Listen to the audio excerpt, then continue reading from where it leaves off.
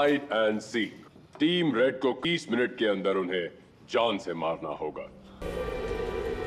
अगर आपको लगे कि खेल खत्म हो गया है तो सोचिए फिर से। स्क्विड गेम सीजन 3 में दाव भी बढ़ा है और साजिशें भी। इस बार असली खेल शुरू हुआ है। ये सिर्फ एक खेल नहीं रहा, ये एक जंग बन चुकी है। वैसे पहले की कहानी तो आप सभी ने देखी ही होगी, मासूम लोग, एक जानलेवा खेल और करोड़ों रुपए का इनाम। पर अब जो हो रहा है वो ना पहले हुआ था और ना ही आप सोच सकते हैं। इस बार दाव में सिर्फ जान नहीं बल्कि इंसानियत, बदला और सत्ता का असली चेहरा है। सियोंग अब खिलाड़ी नहीं रहा, वो एक शिकारी बन चुका है। फ्रंटमैन के इरादे और भी खतरनाक हो चुके हैं और इस बार जो ट्विस्ट आया है वो पूरी सीरीज को पलट देगा। क्या आपने पहले के सीजन में छुपे हुए संकेत, हिंट्स और राज पकड़े हैं जो डायरेक्टर ने बड़ी ही चालाकी से छुपाए हुए हैं? अगर नहीं तो इस वीडियो को अंत तक जरूर देखना। तो चलिए जानते हैं इस सीजन में कौन जीता और कौन मर गया और असली मास्टरमाइंड आखिर है कौन। इस वीडियो को हम डिवाइड करेंगे दो एपिसोड्स के 3 पार्ट में, ताकि आपका ज्यादा वक्त ना लेकर कम टाइम में मैं आपको पूरा सीजन अच्छे से एक्सप्लेन कर सकूं। कहानी की मेन स्टोरी लाइन की शुरुआत ठीक सीजन 2 के लास्ट एपिसोड नंबर 7 के बाद से ही कंटिन्यू होती है, जहां पर हम देख पाते हैं कि सारे प्लेयर्स ने स्टाफ मेंबर्स पर हमला कर दिया है। लेकिन चोंगबे की गलती से ये सभी अब मौत की कगार पर थे। अब यहाँ प्लेयर 246 जिनवुक सोल्जर 11 के सामने खड़ा हो जाता है। तभी नंबर 11 कहती है कि अगर तुम अपनी जान बचाना चाहते हो तो चुपचाप बेहोश होने का नाटक करो। असल में ये सोल्जर्स उन प्लेयर्स को चुनते थे जिनके बॉडी ऑर्गन्स ताजे और ट्रांसप्लांट करने के लायक हो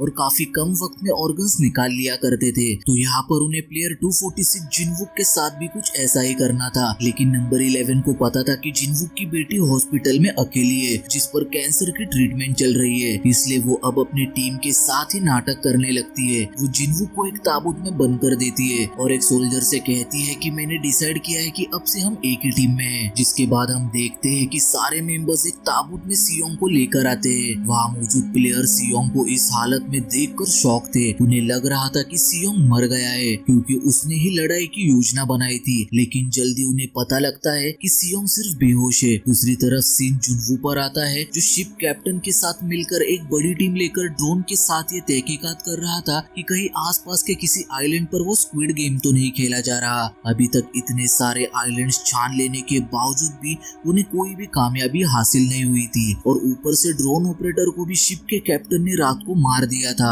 सीन शिफ्ट होकर फिर से सियोंग पर आता है जहाँ उसकी आंख खुलती है और वो ये जानकर हैरान था कि उसे जान से क्यों नहीं मारा। उसे तो जीना ही नहीं था क्योंकि उसने अपने करीबी दोस्त जून को खो दिया और इसी झड़प में करीब 35 लोग जान से मारे गए थे। और अब जैसे कि शो के रूल्स है कि अगर प्लेयर्स की गिनती में कमी होगी तो फिर प्राइज मनी में भी बढ़ोतरी होगी। यहाँ गेम मैनेजर्स वहाँ आकर उन सभी को उनके जीते हुए अमाउंट के बारे में बताते हैं और कहते हैं कि आप मेजोरिटी से वापस से वोट कर सकते हो, जिससे ये गेम यही रुक सकता है और चाहे तो आप इसे कंटिन्यू भी कर सकते हो। लेकिन जो भी टीम मेजोरिटी वोट करके जीतेगी उसी पर ही ये सब डिसाइड होगा। वही हम फ्रंटमैन को देखते हैं जिसे कैप्टन का कॉल आता है। वो फ्रंटमैन को बताता है कि जुनवू पागलों की तरह आपके आइलैंड को ढूंढने की कोशिश कर रहा है। इस पर फ्रंटमैन उसे ऑर्डर्स देता है कि 5 दिन जब तक हमारा ये शो खत्म नहीं होता उसे समंदर में ही घुमाते रहो, क्योंकि बेटिंग करने वाले वीवीआईपी किसी भी वक्त यहाँ आ सकते हैं। तो मैं गेम के बीच किसी भी तरह की रुकावट नहीं चाहता। सीन शिफ्ट होकर गेम हॉल पर आता है जहाँ वोटिंग का खेल शुरू हो जाता है, जहाँ उन्हें क्लियर इंस्ट्रक्शंस दिए जाते हैं कि जो भी गेम खेलकर आगे जाना चाहता है वो ओ दबाए और जो इस गेम को छोड़कर जाना चाहता है वो एक्स। लेकिन मेजोरिटी प्लेयर्स को उनके पैसों का लालच उन्हें इस डेथ गेम को खेलने पर मजबूर कर देता है और इसी के साथ ओ टीम जीत जाती है। इस सीजन में एक चीज और दिखाई गई है कि इधर गेम में एक नहीं बल्कि 2 ब्लैक मैनेजर्स है। एक है फ्रंटमैन और दूसरा है कैप्टन जो यहाँ हाल ही में ही भर्ती हुआ है। इधर हम सोल्जर्स की एक टीम को देखते जो मरे हुए प्लेयर्स को जला रहे थे, लेकिन दूसरी टीम जो ऑर्गन्स निकालने का काम करती थी उसमें अब नंबर 11 भी है जो उनके साथ मिल चुकी थी, जो एक प्रोफेशनल स्नाइपर है और वो किसी भी हालत में जिनवुक को बचाना चाहती थी। इसलिए वो उस टीम मेंबर के साथ उनके उस सीक्रेट जगह पर जाती है जहाँ ऑर्गन्स निकालने का काम होता है, ये देखने के लिए कि आखिर ये लोग जिंदा इंसान के साथ किस तरह का सलूट करते करते हैं। सीन फिर से गेम हॉल पर आता है, जहाँ जीती हुई टीम वो अपने टीम मेंबर सियोंग को बुरा भला कह रहे थे कि अगर तुमने हमें लड़ने के लिए उकसाया ना होता तो शायद और लोग जिंदा होते, लेकिन एक तरह से अच्छा ही हुआ। अब उनकी प्राइज मनी भी हम सब में डिवाइड होगी। अब इन प्लेयर्स में एक बूढ़ा आदमी भी था जिस पर 10 बिलियन वोंग्स का कर्जा था, उसे कैसे भी करके पैसा कमाना था। वही एक और औरत भी थी जो सियोंग के पास आकर उसे बुरा भला बोलने लगती है। ये सुनते ही सियोंग सीधे उसका गला पकड़ लेता है और कहता है कि तुम अपनी परवाह करो, क्योंकि इस गेम का हर एक टास्क तुम लोगों को मौत के करीब ही लेकर जा रहा है। दूसरी तरफ हम उस सीक्रेट ऑपरेशन थिएटर को देखते हैं जहाँ प्लेयर्स के ऑर्गन्स निकालने का काम हो रहा था। तभी सोल्जर वोंग नंबर 11 को वहाँ लेकर आता है, जिसे देख वहाँ मौजूद सभी डर जाते हैं। वोंग उनसे कहता है कि डरो मत, अब से यह हमारे साथ काम करेगी। नंबर 11 अपना मास्क उतारती है और जैसे ही मेन डॉक्टर जिन्वू को काटने वाला होता है, डॉक्टर को छोड़कर सभी को वो लुढ़का देती है। वो डॉक्टर से कहती है कि कैसे भी करके जिन्वू को होश में लाया जाए, जिस पर डॉक्टर उसे बताता है कि हमें खून लगेगा, इसके शरीर में खून की काफी कमी हो चुकी है। नंबर 11 कहती है कि मेरा ब्लड ग्रुप ओ पॉजिटिव है, तुम मेरा खून ले सकते हो। सीन फिर से गेम हॉल में मिंशू पर शिफ्ट होता है, जिसे ड्रग्स की तलब हो रही थी। तभी वो पास बैठे ली को देखता है, जिसने थानोस से वो क्रॉस चुराया था जिसमें नशे की गोलियां थी। वो बस इन्हीं नशे की गोलियां खाकर गेम खेलता था। मिंशू समझ गया था कि इस बार नशे की गोलियां का वो लॉकेट उसके हाथ लग जाए, फिर वो गेम पलट सकता है। अब सब प्लेयर्स के डिनर का वक्त होता है, लेकिन उन्हें काफी कम खाना दिया जाता है ताकि वक्त आने पर गेम में ये लोग वायलेंट हो जाए। यही एक बूढ़ी औरत और उनका बेटा भी था जो सियोंग को अपना खाना देते हुए कहते हैं कि तुम हमारे खाने से कुछ खाना खा सकते हो, क्योंकि तुम ही हमारी आखिरी उम्मीद हो। लेकिन सियोंग को इस वक्त बस चोंग पर गुस्सा आ रहा था, क्योंकि उसी की वजह से सियोंग ने अपने दोस्त को खो दिया। सीन अब जुनवू पर शिफ्ट होता है, जो सोच रहा था कि आखिर वो साइलेंट को ढूंढेंगे कैसे। तभी उसके पास उसका दोस्त आकर बताता है कि उसे शिप का कैप्टन कुछ ठीक नहीं लग रहा, लेकिन जुनवू का मानना था कि कैप्टन एक अच्छा आदमी है, उसी ने मेरी जान बचाई, वही मुझे उस आइलैंड से घर लेकर आया था। पर जुनवू के दोस्त को अब भी लग रहा था कि जरूर यहाँ कुछ न कुछ तो गड़बड़ जरूर है। दूसरी तरफ सीन अब प्लेयर्स पर आता है, जहाँ वो लोग रात के हुए हादसे में जो लोग मारे गए थे उनकी लाशों को लटका हुआ देखते हैं। वो समझ गए थे कि अगर हमने भी ऐसा कुछ किया तो हम भी कल यहाँ लटके हुए पाए जाएंगे। सारे प्लेयर्स एंटर होते हैं गेम के पहले पड़ाव में, जहाँ दो साइंस बने हुए थे, एक चाकू के शेप में था और दूसरा चाबी के शेप में। अब हर एक प्लेयर के हाथ में ब्लू और रेड कलर की बॉल आती है, जिससे ये डिसाइड होगा कि वो ब्लू टीम में है या रेड टीम में। जिसके बाद बताए जाते हैं इस गेम के रूल्स कि जिन्हें भी ब्लू बॉल मिला है उस ब्लू टीम का काम है रेड टीम से बचना। इस गेम को और इंटरेस्टिंग बनाने के लिए रेड टीम के हर एक प्लेयर को एक चाकू दिया जाएगा और ब्लू टीम को दी जाएगी एक एक कमरे की चाबी। 30 मिनट तक ब्लू टीम का काम था रेड टीम से बचना और रेड टीम का काम था ब्लू टीम से किसी एक प्लेयर को मारना ताकि वो एलिमिनेट ना हो। अब यहाँ चाबियां भी 3 अलग अलग शेप्स में थी, ट्रायंगल, स्क्वायर और सर्कल। वही अगले दिन हम जुनवू को देखते हैं, जो आइलैंड्स की तलाश करने की तैयारी में था, लेकिन जुनवू का दोस्त उसके साथ आने से मना कर देता है, क्योंकि उसका कहना था कि शिप का कैप्टन मुझे ठीक नहीं लग रहा, तो मैं थोड़ी छानबीन करना चाहता हूँ। इधर अब गेम स्टार्ट होने में कुछ ही वक्त बचा था और यही इन्हें एक अहम सूचना दी जाती है कि अगर आप चाहे तो अपनी टीम को स्विच कर सकते हो, पर इस सब के लिए आपके पास बस 5 मिनट हो गए। अब जो प्लेयर्स जानते थे कि वो कमरे में छिपकर बच जाएंगे वो ब्लू टीम में आ जाते हैं, और जिन्हें लग रहा था कि वो किसी को भी 100% मार सकते हैं वो रेड टीम में आ जाते हैं। इधर ही एक कपल भी था जिसमें लड़की प्रेग्नेंट थी और उसे इस गेम से अब डर लगने लगा था, इसलिए ये दोनों आपस में टीम स्विच करते हैं, जहाँ वो लड़का उस लड़की से कहता है कि मैं किसी तरह किसी को मारकर तुम तक पहुंच जाऊंगा। यही सेम चीज वो बूढ़ी औरत और उसका बेटा भी सोच रहे थे, इसलिए वो दोनों भी आपस में अपनी टीम स्विच कर लेते हैं। जिसके बाद 30 मिनट का ये जानलेवा खेल शुरू हो जाता है, जहाँ ब्लू टीम को पहले कमरों में छिपने के लिए अंदर लाया जाता है, वही दूसरी तरफ रेड टीम को दिखाया जाता है, जिन्हें एलिमिनेट होने से बचने के लिए किसी को लुढ़काना था। और इसी सस्पेंस के साथ फर्स्ट एपिसोड यही खत्म होता है। सेकंड एपिसोड की शुरुआत में हम सीक्रेट ऑपरेशन थिएटर को देखते हैं, जहाँ नंबर 11 डॉक्टर के साथ मिलकर जुनवू को होश में लाती है और किसी को उसकी सच्चाई के बारे में पता न चले, इसलिए वो नंबर 11 डॉक्टर को भी मार देती है। दूसरी तरफ हम गेम स्पॉट को देखते हैं, जहाँ ब्लू टीम पहले ही जाकर छिप चुकी थी और यहाँ आती है रेड टीम, जो ढूंढने लगते हैं हर उस कमरे को जिसमें प्लेयर छिपे हुए हैं। अब वो लड़की जो प्रेग्नेंट थी उसका हस्बैंड नशेड़ी ली के साथ दोस्ती कर लेता है, क्योंकि वो जानता था कि अगर वो अकेला ब्लू टीम के कमरे में 3 जन के बीच फंस गया तो वो एलिमिनेट हो जाएगा। हर एक रेड टीम का प्लेयर एलिमिनेट होने से बचने बचने के लिए हर वो मुमकिन कोशिश कर रहा था। और वही हम ब्लू टीम को देखते जिनकी चाबियों के साथ कमरे के होल भी अलग अलग थे। वो हर एक कमरे के पास जाकर चाबियों से दरवाजा खोलने की कोशिश कर रहे थे।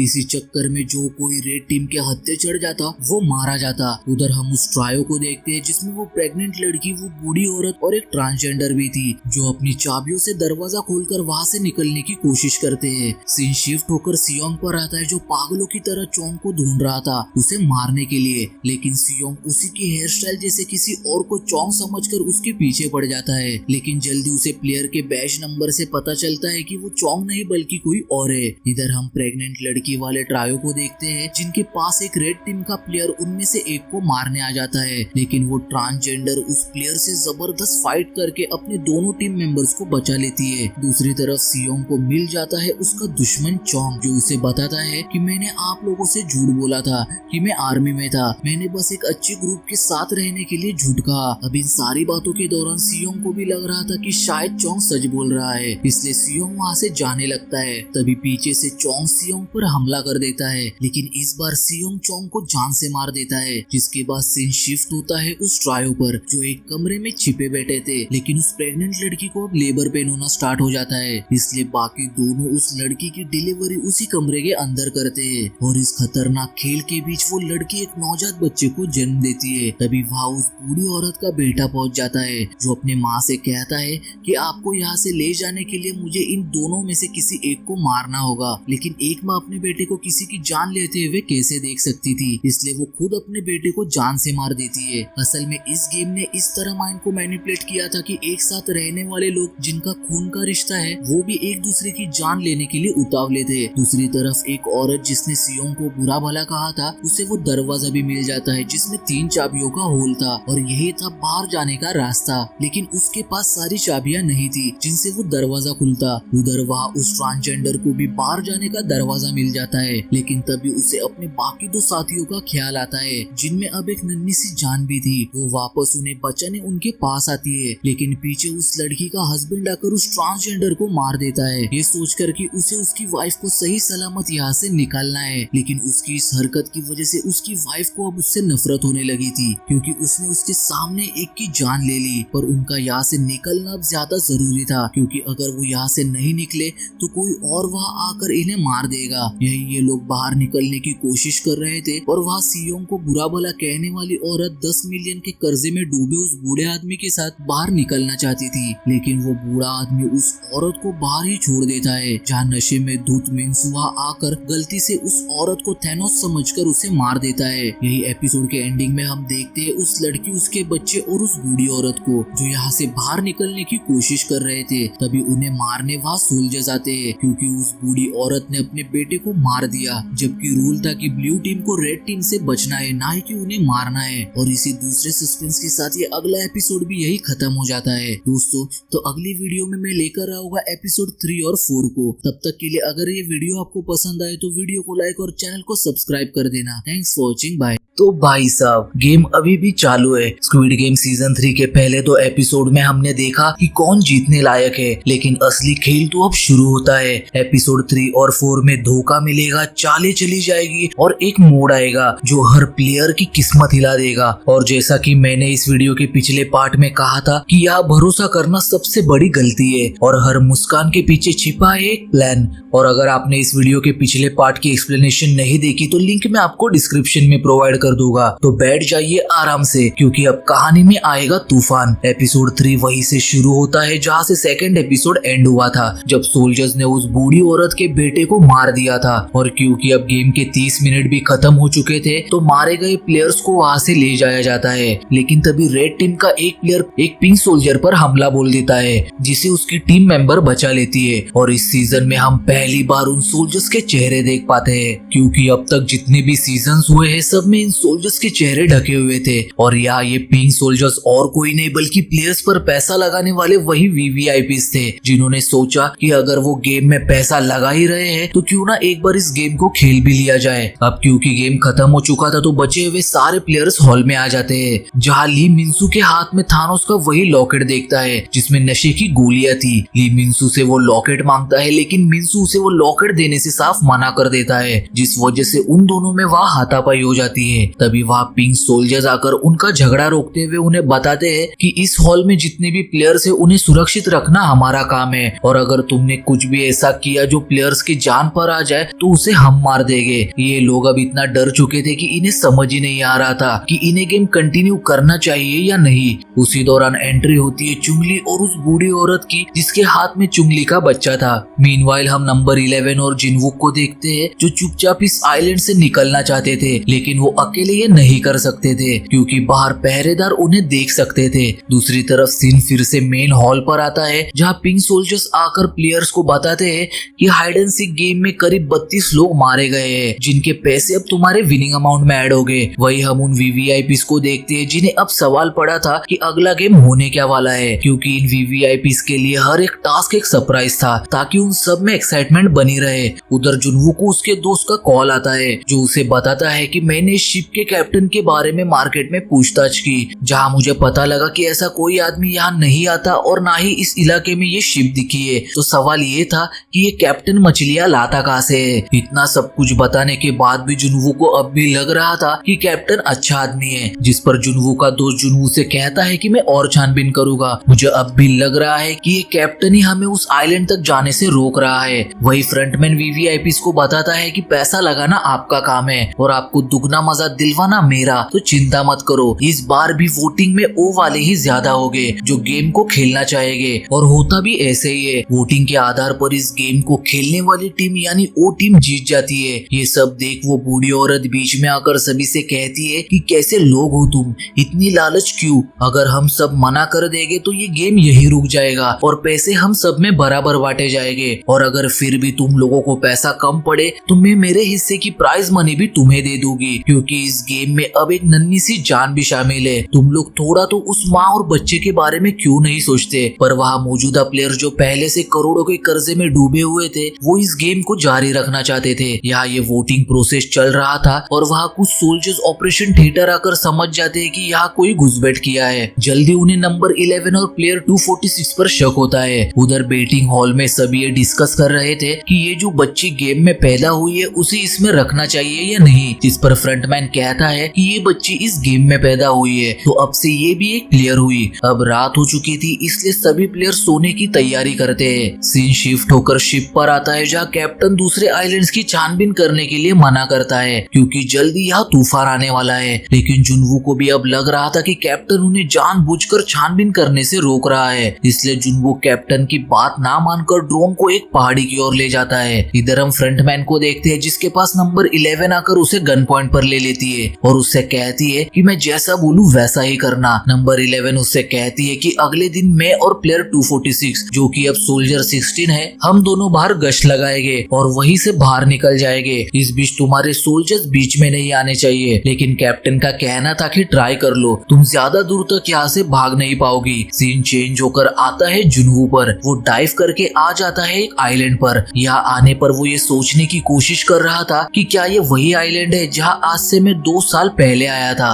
लेकिन वो जल्दी समझ जाता है कि ये आइलैंड वो नहीं है जहाँ वो गेम चल रहा है। जिसके बाद रात में हम उस बूढ़ी औरत को देखते जो सियोंग के पास आकर उससे कहती है कि तुम जानते हो मैं मेरे बेटे के लिए कुछ भी नहीं कर सकती थी, लेकिन देखो इस गेम ने एक माँ के हाथों एक बेटे को ही मरवा दिया। मैं तुम्हें नहीं जानती लेकिन इतना जरूर जानती हूँ कि तुम हमें बचाना चाहते हो। तुम किसी को बचाओ या ना बचाओ, लेकिन हाँ चुंगली और उसकी नवजात बच्ची को जरूर बचाना, उन्हें अभी काफी जीना है। गेम से दूर हम जुनवू के दोस्त को देखते हैं जो छानबीन करने शिप के कैप्टन के घर चला आता है। मीनवाइल सीन नंबर 11 पर आता है जहाँ अगले दिन उसे बोट की चाबी मिल जाती है। सुबह सुबह मेन हॉल में कुछ सोल्जर्स कॉफिन के साथ आते हैं जहाँ सारे प्लेयर्स को पता था कि कॉफिन तभी आता है जब कोई मर गया हो। तभी सभी प्लेयर्स की नजर उस बूढ़ी औरत की लाश पर जाती है जिसने खुद को फांसी लगाकर सुसाइड कर लिया था क्योंकि वो इस मतलबी दुनिया से दूर जाना चाहती थी, और इस बात से सियोंग पूरी तरह टूट जाता है। सीन चेंज होकर फिर से शिप कैप्टन के घर पर आता है जहाँ जुनवू का दोस्त घर के आंगन में डॉग हाउस के पास नीचे एक घड़ा देखता है जिसमें काफी सारे पैसे और स्क्विड गेम के सोल्जर्स का कॉस्ट्यूम था, जिसे देख वो समझ जाता है कि शिप का कैप्टन भी उन्हीं स्क्विड गेम वालों के साथ मिला हुआ है। तभी पुलिस वहाँ आकर उसे अरेस्ट कर लेती है। सीन आता है फिर से प्लेयर्स पर जिन्हें अगले टास्क के लिए ले जाया जा रहा था। यहाँ पर सियोंग जिसने उस बूढ़ी औरत से चुंगली और उसके बच्चे की हिफाजत करने का वादा किया था वो चुंगली से कहता है कि तुम अभी भी जख्मी हो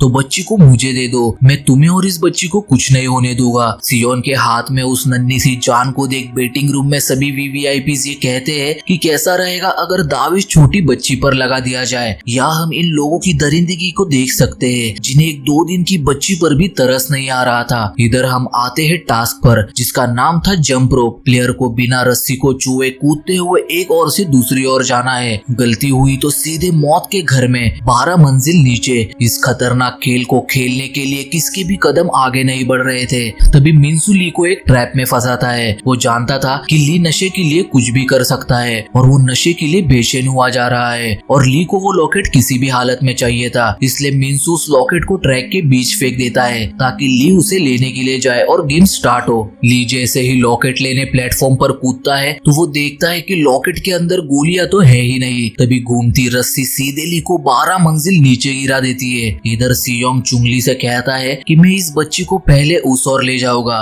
फिर मैं वापस तुम्हें यहाँ लेने आऊंगा, तो तुम चिंता मत करो। सियोंग उस बच्ची को अपने आप से बांधकर उस गेम को पूरा कर लेता है। वो अपने साथ उस बच्ची को भी बचा लेता है, जिसके बाद एक एक करके सभी आगे बढ़ने लगते हैं और यहीं पर 3rd एपिसोड खत्म होता है। एपिसोड 4 की शुरुआत फिर से जंप रोप वाले गेम से होती है, जहाँ सियोंग को अब बस चुंगली की ही चिंता हो रही थी क्योंकि उसे कैसे भी करके चुंगली को उसके बच्ची तक पहुँचाना था और ये गेम था बस 20 मिनट का। जैसे जैसे वक्त बीत रहा था सियोंग की धड़कनें भी बढ़ रही थी क्योंकि अभी भी काफी लोग अपना वक्त लेते हुए आराम से आ रहे हैं। अब धीरे धीरे सभी अपना टास्क पूरा कर लेते हैं और लास्ट में अब बस चुंगली ही बची थी जिसके पैर में काफी स्वेलिंग थी। इसलिए वो सियोंग से कहती है कि तुम यहाँ मत आना, जब तक तुम यहाँ आकर मुझे फिर से वहाँ ले जाओगे उस बीच रस्सी और तेजी से घूमने लगेगी। मेरी बच्ची के लिए हम दोनों के मरने से अच्छा है कोई एक ही मरे। इसलिए चुंगली बिना कुछ सोचे सीधे नीचे कूदकर अपनी जान दे देती है ताकि उसकी बच्ची को एक नई जिंदगी मिले। दूसरी तरफ नंबर 11 और प्लेयर 246 तैयार थे सबकी नजरों से बचकर आइलैंड से निकल जाने में, लेकिन उन्हें नहीं पता था कि बाकी सोल्जर्स को पता लग चुका है कि सोल्जर 16 के कॉस्ट्यूम के पीछे इस वक्त प्लेयर 246 यानी जिनवूक है। वही बेटिंग रूम में सभी वीवीआईपीज इस बात से काफी खुश थे कि वो छोटी बच्ची भी अब एक प्लेयर है। फ्रंटमैन के इस फैसले ने गेम को काफी इंटरेस्टिंग बना दिया, लेकिन उन्हें अब चिंता इस बात की थी कि कहीं ये सारे प्लेयर सब खेलने से मना ना कर दे।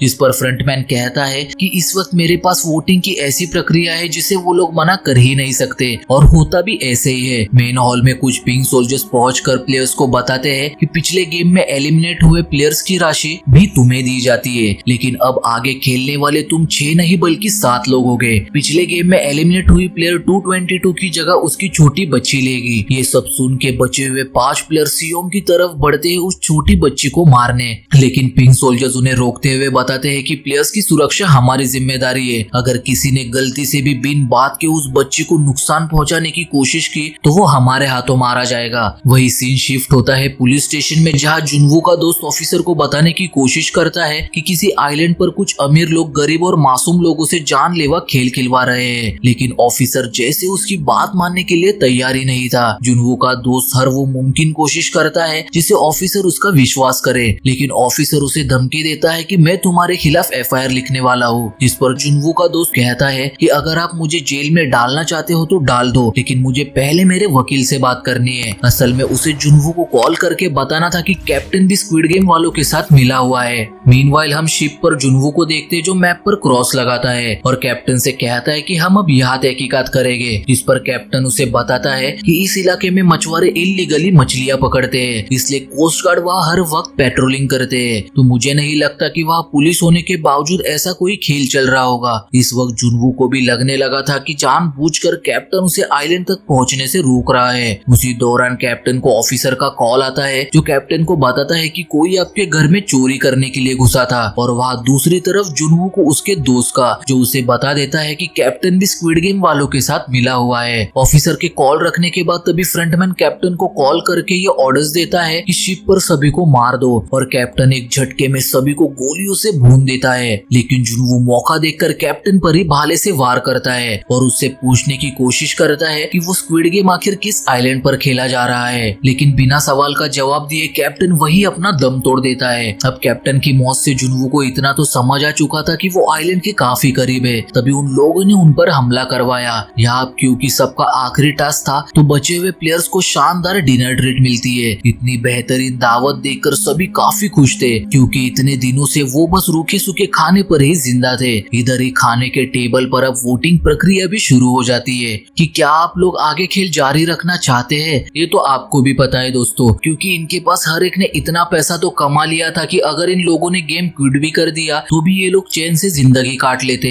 लेकिन कहते हैं ना, लालच अच्छे अच्छे को अंधा बना देती है। वो बूढ़ा आदमी अपना कर्ज चुकाने के चक्कर में हाँ बोल देता है। तभी फ्रंटमैन इस वोटिंग प्रक्रिया में एक ट्विस्ट डाल देता है कि अगर आप चाहो तो आने वाले खेल में तुम किसी 3 प्लेयर्स को बैठे बैठे ही एलिमिनेट कर सकते हो। अब ये ऑफर सभी को काफी अच्छी लगती है, इसलिए सभी ये खेल खेलने के लिए तैयार हो जाते हैं। लेकिन अफसोस फ्रंटमैन की चाल वो सारे प्लेयर समझ नहीं पाए सिवाय सियोंग के, क्योंकि वो हमेशा से ही इस गेम के खिलाफ था। वो जानता था कि आगे के खेल में खतरा कम नहीं होगा और इस वक्त उसे बस इस नन्ही सी जान की ज्यादा फिक्र थी। दूसरी तरफ हम नंबर 11 और जिनवुक को देखते जो आइलैंड से जितना दूर हो सके बोट से जाने की कोशिश करते हैं। तभी नंबर 11 को फ्रंटमैन का कॉल आता है जो उससे कहता है कि वापस आ जाओ, तुम यहाँ से ज्यादा दूर तक भाग नहीं सकते। तभी पीछे वो नोटिस करती है कि कोई उनके पीछे है। जिनवुक को फिर से उसकी बेटी के पास भेजने के लिए नंबर 11 के पास यही एक मौका था, इसलिए नंबर 11 खुद वापस आइलैंड जाने का फैसला करती है और जिनवुक को उत्तर की तरफ भेज देती है। नंबर 11 आइलैंड पर वापस आती है ताकि वो फ्रंटमैन को खत्म कर सके, क्योंकि उसके पास जिनवुक की सारी इंफॉर्मेशन थी।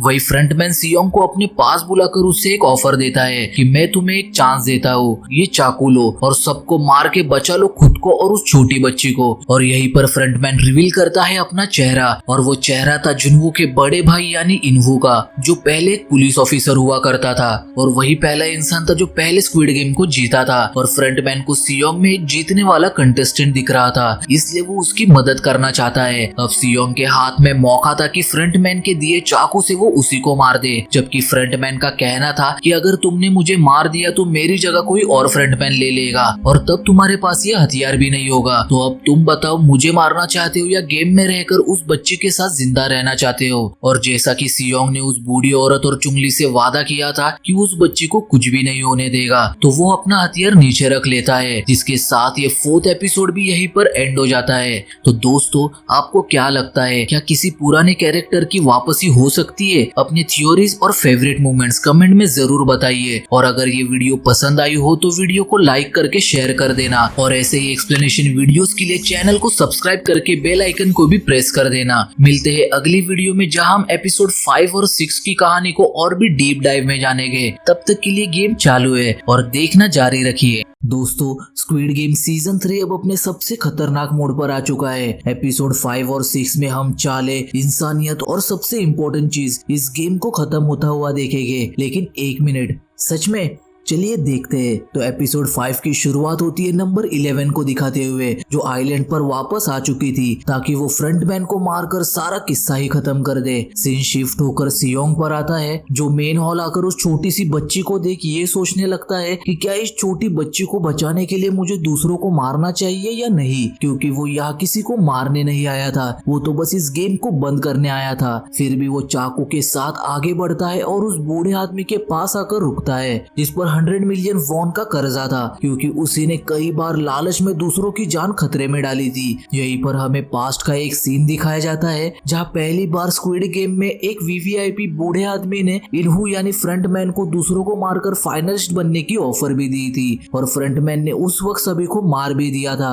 जिस वजह से वो पहले स्क्विड गेम का विजेता बना था। और इस वक्त सियोंग भी यही सोच रहा था। तभी वो उस बूढ़ी औरत और चुंगली को महसूस करने लगता है, जिससे वो समझ जाता है कि खेल जीतने के लिए किसी को मारना गलत है। इसलिए सियोंग अपना चाकू नीचे कर लेता है। वही फ्रंटमैन एक तरह से दुखी था कि सियोंग के हाथ मौका होने के बावजूद उसने फाइनलिस्ट बनने का चांस खो दिया, और दूसरी तरफ वो खुश भी था क्योंकि सियोंग में आज भी इंसानियत जिंदा है। वहाँ हम नंबर 11 को देखते जो एसी वेंट से होते हुए कंट्रोल रूम तक जाने की कोशिश कर रही थी और दूसरी तरफ जिनवुक जो अपनी जी जान लगाकर वहां से भाग रहा था क्योंकि पीछे से फ्रंटमैन के लोग उस पर गोलियां चला रहे थे। यहाँ पर जुनवो भी अपनी पूरी कोशिश कर रहा था आइलैंड तक पहुंचने के लिए, लेकिन उसे नहीं पता था कि फ्रंटमैन उस पर नजर रखे हुए है। फ्रंटमैन उसे कॉल करके धमकी भी देता है कि अगर तुम यहाँ आए तो जान से जाओगे। अब सीन शिफ्ट होता है मेन हॉल पर, जहाँ सोल्जर्स आकर सारे प्लेयर्स को अपने आखिरी टास्क के लिए तैयार होने के लिए कहते हैं। इधर एक तरफ नंबर 11 एसी वेंट से होते हुए उनके मेन कंट्रोल रूम तक आ चुकी थी,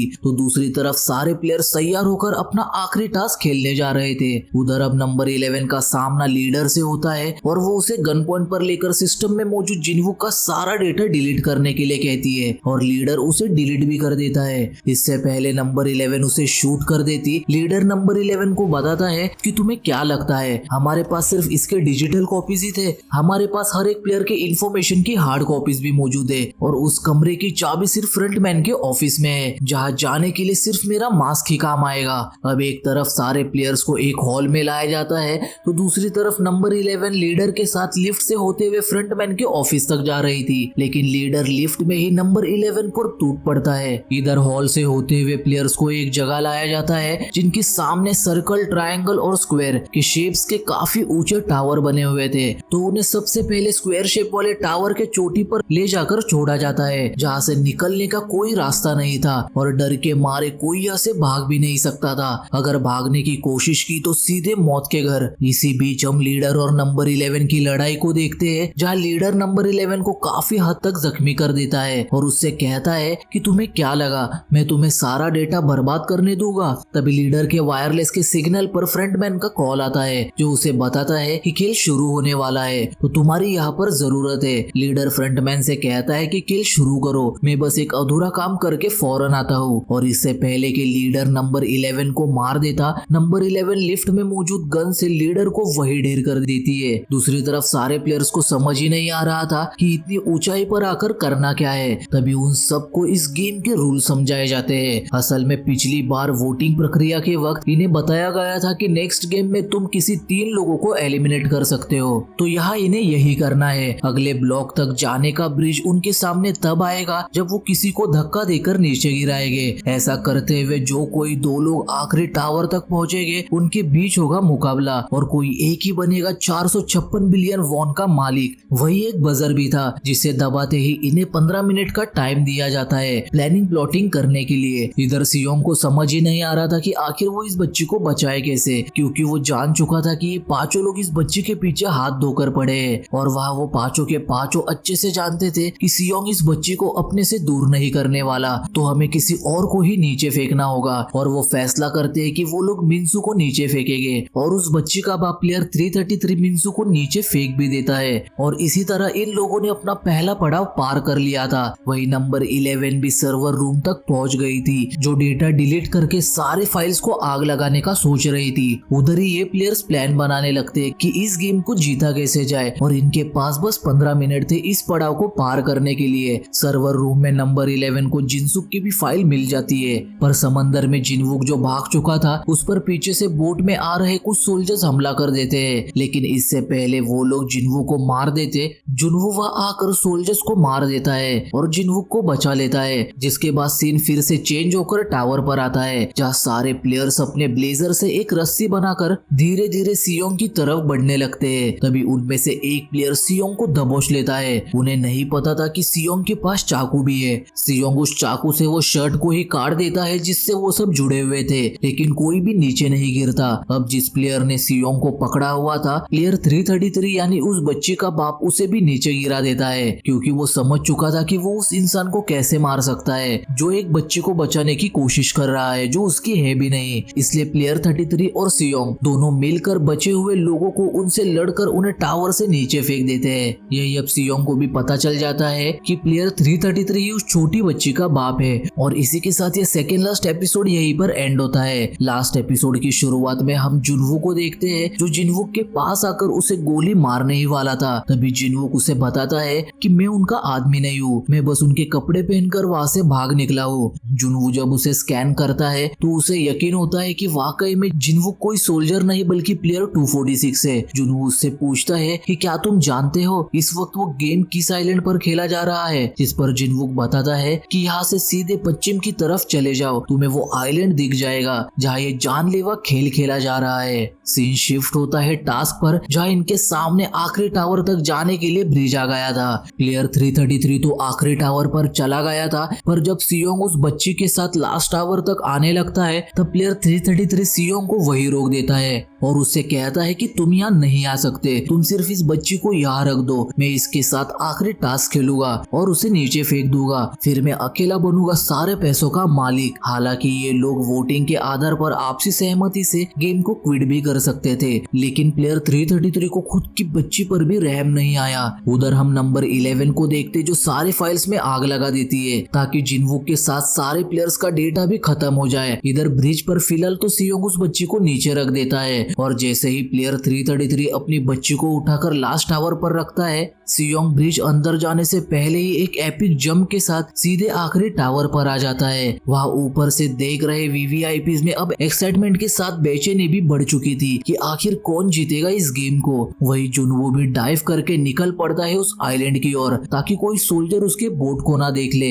इधर टावर पर सियोंग ने प्लेयर 333 को मारने का ठान लिया था क्योंकि वो किसी भी हालत में उस बच्ची को बचाना चाहता था। एक पल तो ऐसा लगता है कि प्लेयर 333 उस बच्ची का असली बाप अपनी ही बच्ची को नीचे फेंक ही देगा, इसलिए सियोंग कुछ वक्त के लिए अपने कदम पीछे हटा लेता है और जैसे ही प्लेयर 333 बच्ची को नीचे रखता है उन दोनों में फिर से एक बार फाइट होती है, जहाँ फाइट के दौरान अचानक से वो टावर के किनारे से लटक जाते हैं। प्लेयर 333 सियोंग के ब्लेजर से लटका हुआ था, लेकिन ब्लेजर फटने की वजह से प्लेयर 333 भी नीचे गिरकर बेमौत मारा जाता है। जैसे ही सियोंग ऊपर आता है, गेम देख रहे वीवीआईपीज में उत्सुकता बढ़ गई थी ये देखने के लिए कि क्या सियोंग 456 मिलियन वॉन के लिए उस बच्ची को नीचे फेंककर गेम को जीतेगा या नहीं। लेकिन सियोंग कुछ ऐसा कर देता है जो सबको हिला कर रख देता है, जो कोई सोच भी नहीं सकता था। सियोंग उस बच्ची को अपने गोद में लेता है और दूर खड़े उन वीवीआईपीज को देखकर कहता है कि तुम चंद पल की खुशियों के लिए मासूम लोगों को मरवाते हो ना,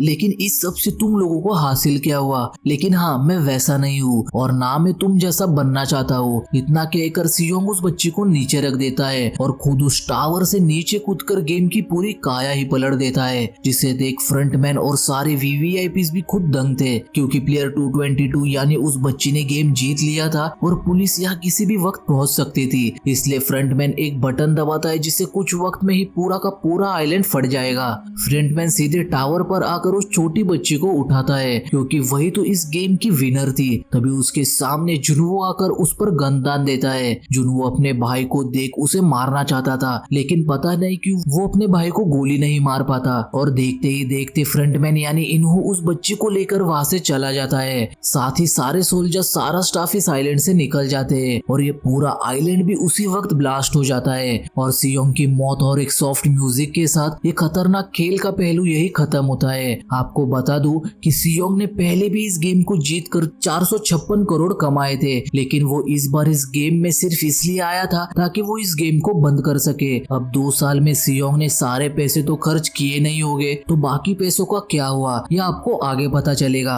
फिलहाल तो सीन लॉस एंजलिस में आता है जहाँ जिनवुक हमेशा की तरह लोगों के पोर्ट्रेट्स बनाने का काम कर रहा था। वही नंबर 11 भी आती है जो जिनवुक को अपना स्केच बनाने के लिए कहती है। जिनवुक को लग रहा था कि उसने नंबर 11 को कहीं तो देखा है, लेकिन वो याद नहीं कर पा रहा था कि आखिर कहा, क्योंकि रेस्क्यू के दौरान नंबर 11 के चेहरे पर मास्क था। तभी वहाँ जिनवुक की छोटी बच्ची आती है जो बिल्कुल ठीक थी। नंबर 11 उसे देखकर काफी खुश होती है और उसे एक प्यारा सा गुड बाय करके वहाँ से चली जाती है। दूसरी तरफ जुनवो का दोस्त भी जेल से रिहा हो चुका था, जो जुनवो के साथ प्लान करता है कि क्यों ना मिस्टर सियोंग के खरीदे हुए बिल्डिंग को एक क्लब में बदल दिया जाए। वही जब जुनवो अपने घर आता है तो उसे वही प्लेयर 222 यानी वो बच्ची मिलती है जो स्क्विड गेम की विनर थी, जिसके साथ एक एनवेलप भी था जिसमें एक कार्ड था। यानी फ्रंटमैन ने 456 करोड़ के साथ उस बच्चे की जिम्मेदारी भी जुनवो को दे दी थी। जुनवो जब एटीएम आकर कार्ड को चेक करता है तो वाकई में कार्ड में 456 करोड़ थे, जिसे देख उसका दिमाग पूरी तरह घूम जाता है। उधर नंबर 11 को भी अपनी बेटी के बारे में पता लग गया था कि वो इस वक्त चाइना में मौजूद है। हम सीजन 1 की एक प्लेयर को भी देख पाते हैं जिसे उसका बेटा मिल जाता है। जुनवो के दोस्त को भी सियोंग की पूरी बिल्डिंग मिल गई थी ताकि वो उस बिल्डिंग को क्लब बना सके।